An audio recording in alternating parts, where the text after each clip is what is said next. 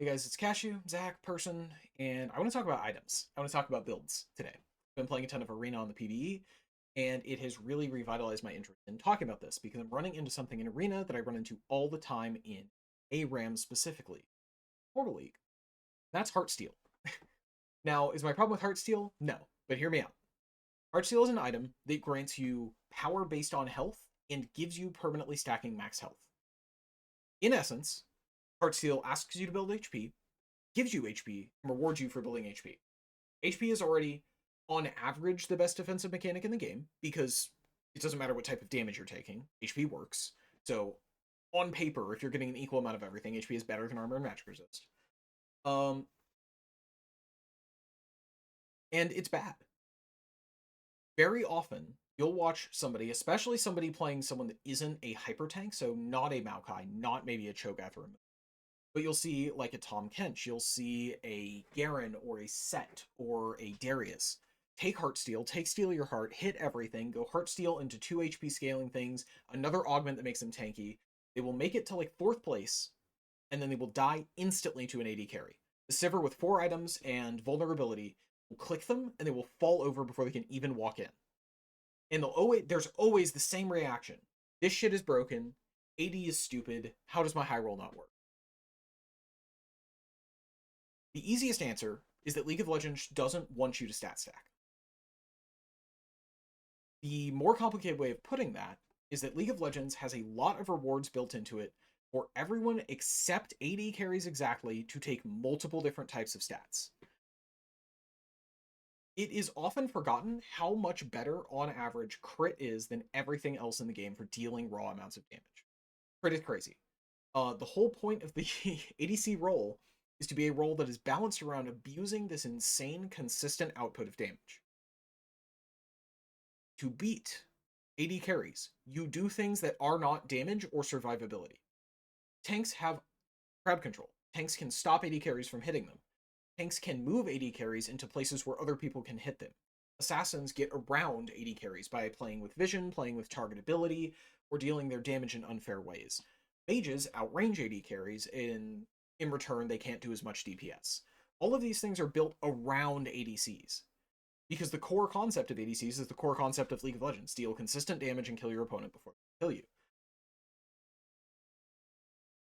In Arena, that's still true. The exact same thing is still true. Everything is built around cooldowns and movement and everything, and at the end, if you are positioned away from your opponent, if you and your opponent have successfully both missed everything and you're both standing a certain amount of distance away and you don't have a way to stop the AD carry from dealing damage, they're going to beat you in a fight. Eventually, right? 2 items, 3 items, somewhere in there, definitely by the end game, an ADC will win every time. So, why is that fair, right? Because it quickly goes from I'm high rolling out of my mind, this feels ridiculous, to why did this guy just start beating me? So health is additive, and damage, AD, attacking and dealing attack damage is multiplicative. There isn't really another build in this game that's multiplicative, and it's very important to define exactly what that means.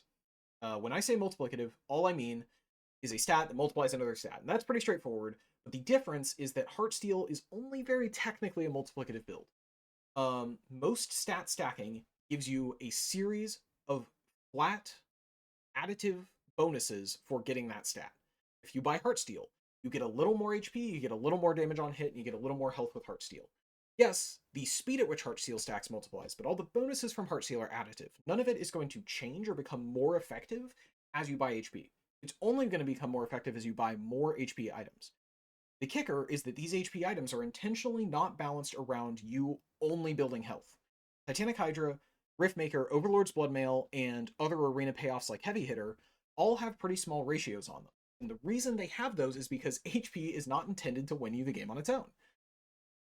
In return, as an AD carry, you are buying 3 stats: attack damage, attack speed, and critical strike chance. Compare the way that a tank works, where they are getting a series of flat bonuses.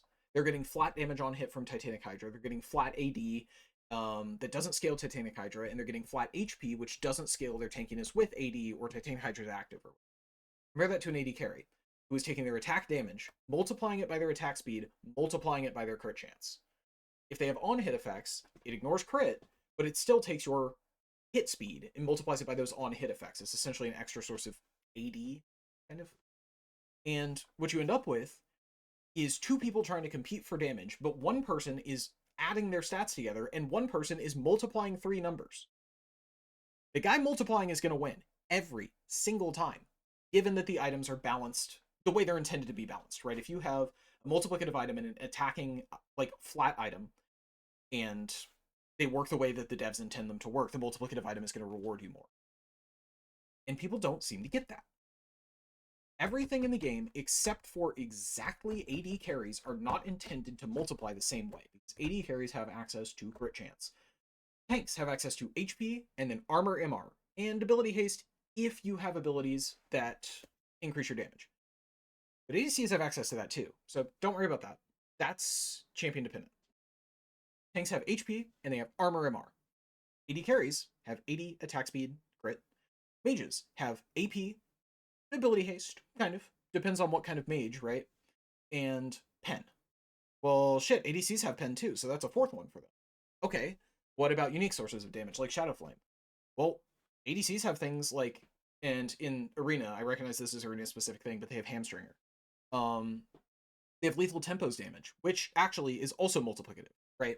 They have press the attack, which is multiplicative. So another thing where ADCs have multiplicative. The more you dig into these files and say, well, what if that, the more you see ADCs have a way to match all of these things. It's like, well, mages have a unique scaling Shadow Flame, tanks have a unique scaling with Unending Despair.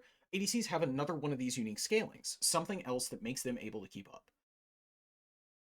And players don't realize that. They don't process that all of AD item scalings are crazy multiplicative. The exception is ADC players. If you're an ADC player, you're watching this and you're thinking, what the fuck, I know exactly how important it is to get LDR, IE, like Unitaller Collector. You probably do. I understand. But the majority of players, the players playing Ungabunga tanks, the players playing mages, are going to look at you, clicking them 6 times, killing them for no resources, and they're going to say, what the actual fuck? The resources, the positioning, the resources, your cooldowns, the resources, whatever the fuck, doesn't matter. How do you explain this to people, and how does that apply to your builds? So, League of Legends does not want you to stat stack if you are not an AD carry. It does not want you to put a bunch of things on top of each other and say, great, I have a perfect infinite build that can't be beaten because I'm just buying the stats that my items tell me to buy. Heartsteel doesn't want you to buy Warmogs, Sterak's, Overlord's Bloodmail, Titanic Hydra, and Riftmaker. That is specifically not what is good on Heartsteel. I haven't double-checked this, but I would lay money that if you go and check Heartsteel's highest winning 2nd and 3rd purchases on tanks and Summoner's Rift, you are not going to see health stacking items explicitly there. You might see Titanic Hydra specifically, but you're probably going to see, like, Unending Despair. You're probably going to see, like, maybe Frozen Heart if the meta's good for it. You're going to see Sunfire Cape and Hollow Radiance. You're going to see Spirit Visage, maybe. You're going to see all these other items that do other things. Damn, I died for free there. What about mages? Well, mages want Shadow Flame because it's a separate, unique damage multiplier, but it doesn't scale with anything else. So you get Leandry's, which has its own unique scalings, but it doesn't scale, right? Like, Leandry's doesn't scale with anything else you buy, except for Void Staff, which mages always really want pen somewhere. And then you're looking at Zanya's, Banshee's Veil. The only other one is Death Cap, which multiplies, but it still multiplies a flat number, right? It's still multiplying that AP. What this means is that you should not tunnel on builds that stack into the same mechanic. Just because an item does something that your other items do, or that your champion does not mean they are good items. As long as your champion or your item or whatever doesn't specifically enable another item to work. That's an important caveat, right? What are good examples of this? Well, Heartsteel, what I've been talking about all the time. Another one is burn items on mages. There is no inherent synergy at all between Blackfire Torch and Leandry's, except that they both want you to hit spells. So does every other AP item in the game. Literally every, well, okay, sorry, Lichbane and Nashor's Tooth are on-hit items. The other, like, 20-something items in the game that give AP are caster items, and they only reward you if you hit champions. Banshee Cell doesn't fucking matter if you don't hit champions. If you're buying Banshees, you're not going to be a melee character. You don't need to hit them with auto attacks. You're hitting them with spells. Zanya's, same thing. You're using Zanya's to stall between your cooldowns. You're using Banshees to stall between your cooldowns. Roa and Archangels let you play the resource game to cast more spells, right? Yada, yada, yada. Um, what about tanks? Well, on first glance, it feels like, yeah, tanks are buying multiplicative items. But that's not quite true. Tanks tend to solve problems with their items. Tanks' first item, if they need it, is almost always going to be Radiance, Sunfire Cape, Iceborne, something that gives you wave clear. It's also going to be something that gives you additional flat damage, because despite what it looks like, tanks are missing flat damage. Yes, tanks are fair. Yes, they don't do too much damage. So they're going to buy something that solves their problem. Then they're going to buy an item that gives them health and an item that gives them armor or magic resist. Maybe both. Maybe they'll buy Jack Show. Then they're going to buy another one. And then they're going to buy something else. You're not just going to see a tank buy 5 armor items unless there is no AP on the team at all. And you're not going to see a tank buy Thornmail, Frozen Heart, and Randuin's just because those are the items that give the most armor at the time, right? They're going to buy health. They're probably going to buy Deadman's or Force of Nature because those items give move speed, which is counterplay to AD carries. Into everything else, right? Move speed lets you get in, but the idea is that you're buying other things. You're buying ability haste. You're buying items that give you unique sources of damage, like Hollow Radiance. You're buying items that give you unique sources of tankiness, like Unending Despair, Sterix Gauge, maybe if you're like a Mundo and you really need like a burst of defense. I don't know. But what about Bruisers? Well, same thing, right? Bruisers aren't buying items that multiply their damage. You're not just buying, like, you're not exclusively buying, like, Black Cleaver, Shojin, and then attack speed plus AD items, right? You're buying Sundered Sky, you're buying Sterix Gauge, you're buying Titanic Hydra, you're buying things that let you do the same thing, but not explicitly multiplicatively more of it. If you're buying Shojin, Cleaver, you're going to run out of options because the game's not designed to let you do that. And then you're going to buy Eclipse, and then you're going to buy a lethality item, but your champ's not going to do what you want it to do, right? Your Pantheon, and you have 2 lethality items, and their Bruiser has 3 items that you're expected to buy, and then they have a tank item, they're just going to walk up and beat you. You can't do anything about it because you're not building your champion the way Riot intends. TLDR, unless you are specifically a champion meant to multiply off multipliers, be ready to tech your build. There are so many tech items in League. Grievous Wounds, Sterix Gauge, Death Stance, Zonias and Banshees, Guardian Angel, Mercurial Scimitar, all these things are in the game for a reason. They are purchased at high levels. They're purchased more, and they have higher win rates because champions that are not AD carries are intended to buy them. They are part of the game very intentionally. Deviate your build. Change your build. Don't stat stack. Thank you for coming to my dead talk. This is something I could talk a lot more about, and I could probably talk less nonsensically and less rambly about it.